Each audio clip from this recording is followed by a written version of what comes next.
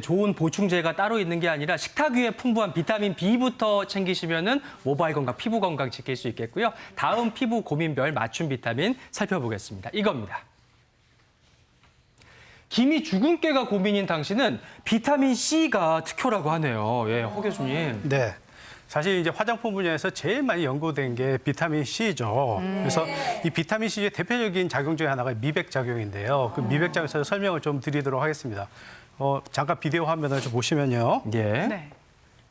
햇빛을 저희가 이제 받았을 때 피부에 이제 유해한 그런 환경이 생기게 되고 이런 유해한 환경이 생기게 되면 피부에서는 그걸 보호를 해야 됩니다. 이걸 보호를 하기 위해서는 보시다시피 멜라닌 세포로부터 멜라닌이라는 걸 만들어가지고 피부를 보호하는 작용을 해야 되는데 이 멜라닌이라는 색깔 자체가 검은 색깔을 띠기 때문에 사실은 피부를 보호하려고 만들었지만 우리가 겉에서 볼 때는 김이나 잡티처럼 이렇게 좀 좋지 않게 보이는 그런 문제점이 생기는 거죠. 근데 이 비타민 C가 그런 작용을 억제를 해줘서 피부를 미백 작용을 시키기 때문에 멜라닌 합성 자체를 억제해서 미백 작용을 시키기 때문에 미백에 많이 사용이 되고 있는 것입니다. 네.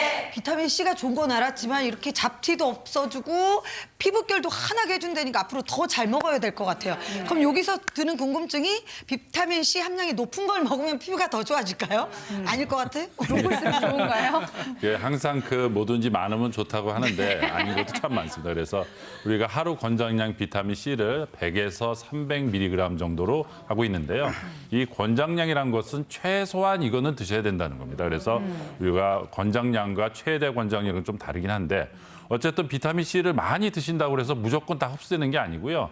우리가 염성 시험을 해보면 100mg 들 때는 80에서 90% 흡수가 되는데 1000mg 정도를 드시면 50%밖에 흡수가 안 됩니다. 그리고 더 많이 드시기 위해서 5000mg을 드실 때는 20%밖에 흡수가 안 돼요. 그러니까 많이 드신다고 해서 그대로 다 흡수하면 좋겠는데 우리 몸은 자연스럽게도 필요한 양만 흡수하는 거기 때문에 적정량 드시는 것은 결국은 우리가 지켜주는 양을 드시게 되면 알아서 몸에서 흡수를 하기 때문에 이런 면에서 볼 때 많이 드신다고 꼭 좋은 건 아니니까 그건 염두에 두시기 바랍니다. 네. 흡수도 잘 안 되거니와 기저질환이 있으신 분들은 임의로 내 맘대로 과량 복용하시면 안 되고 복용하시기 전에 주치 선생님과 먼저 상담하시기를 권해드리겠습니다. 비타민 C가 이렇게 피부에 좋다고 하니까 네. 바르는 제형으로도 굉장히 많이 나오거든요. 근데 발라도 효능이 있을까요, 한 박사님? 당연히 효능이 있죠. 비타민 C는 항산화 효과가 굉장히 뛰어나기 때문에 피부 노화 방지에 효과를 극대화시키게 되거든요. 그렇기 때문에 최근에 비타민 C를 이용한 화장품들이 많이 출시가 되고 있어요. 그래서 그 많은 화장품 중에서도 내 피부 타입을 제대로 알고 네. 거기에 맞는 화장품을 선택을 하셔서 사용을 하셔야지만 효과를 더 보실 수가 있겠습니다. 네. 그러니까요. 비타민 C가 효과가 있지만 그 효과를 200% 활용하려면 고를 때도 바를 때도 요령이 필요하다고 하는데요. 네. 그래서 준비했습니다. 비타민 C 화장품 똑똑하게 고르고 바르는 방법이에요. 먼저 비타민 C 화장품 구매 요령부터 가봅니다. 첫 번째는요. 순수 비타민이 함유된 제품을 고르세요. 아니 근데 순수 비타민이 있다면 뭐 안 순수한 비타민도 있나요? 어떤가요, 교수님? 순수라는 단어가 들어간 데는 당연히 순수하지 않다는 단어가 있기 때문에 이제 대비하기 위해서 순수한 비타민이 있다고 하는데 순수 비타민 C는 우리 아스코빅 산이라고 해서 아스코빅 액시드라고 하는 것이 있습니다. 근데 문제는 이게 효과는 좋지만 이게 보존성하고 침투성에 문제가 있어요. 이 비타민 C는 수용성에서 물에 쉽게 녹기 때문에 물하고 기름은 반대된다고 얘기를 하잖아요. 피부는 기름으로 구성이 돼 있거든요. 그러다 보니까 이 수용성 비타민을 발라도 피부로 잘 침투가 안 되는 그런 문제점이 있어요. 그래서 피부에 침투를 갖다가 조금 더 잘 되게 하고 또 비타민 C의 문제점의 하나가 빛이나 열에 상당히 약합니다. 공구에 노출되면 이게 산화가 돼서 이게 효과가 또 없어지기도 하고요. 그래서 이런 점들을 개선을 해서 보존성을 좀 더 높여주고 침투성을 좀 더 강화하기 위해서 순수하지 않은 비타민을 만들게 됩니다.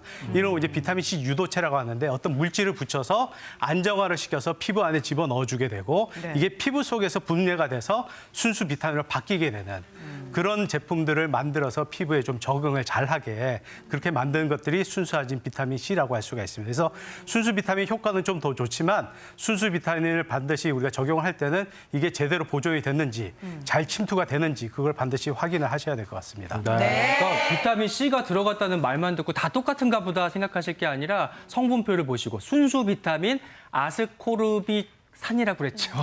제가 맞게 말한 거 맞죠? 아스콜빅산이 들어있는 거 확인하시면 좋겠습니다. 자, 다음 요령입니다.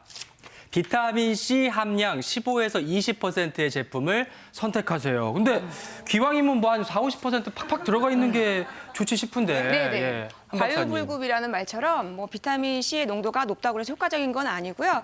오히려 비타민 C 농도가 너무 높으면 뭐 피부 자극도 일으킬 수 있고 그리고 피부 흡수를 상당히 떨어뜨려요. 그래서 뭐 미국의 듀크 대학의 연구 발표에 의하면 순수 비타민 C의 농도가 15%에서 20% 사이일 경우에 피부 흡수율이 상당히 좋다, 가장 최적화돼 있다고 발표된 게 있거든요.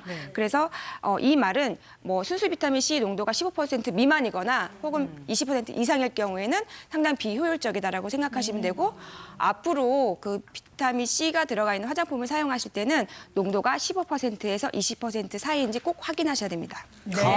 비타민 C 역시 무조건 많다고 좋은 게 아니고 내 피부에 적절하게 흡수되는 용량은 15에서 20%라는 거 기억하시면 좋을 그래요, 것 같고요. 비타민 C 화장품 고르는 요령 마지막 한번 볼게요. 마지막은요. 불투명한 용기에 담긴 제품을 찾으세요. 저도 기억을 해보면 뭔가 갈색 용기에 들어있었던 것 같은 기억이 있거든요. 네, 그런 거 그렇습니다. 말씀하시는 거죠? 이 항산화 물질의 모든 것들은 이게 공기에 약합니다. 그래서 특히 순수 비타민 C의 경우에는 그 햇볕이라든지 공기에 약하기 때문에 항상 불투명한, 그다음에 밀봉된 이런 거 용기를 찾으시는 게 좋겠고요. 한번 쓰기 위해서 개봉을 했다면 이게 공기가 들어가면서 산화가 돼서 갈변 현상, 색깔이 변하기 때문에 빠른 시일 내에 사용해 주시는 게 요령이겠습니다. 네. 그러니까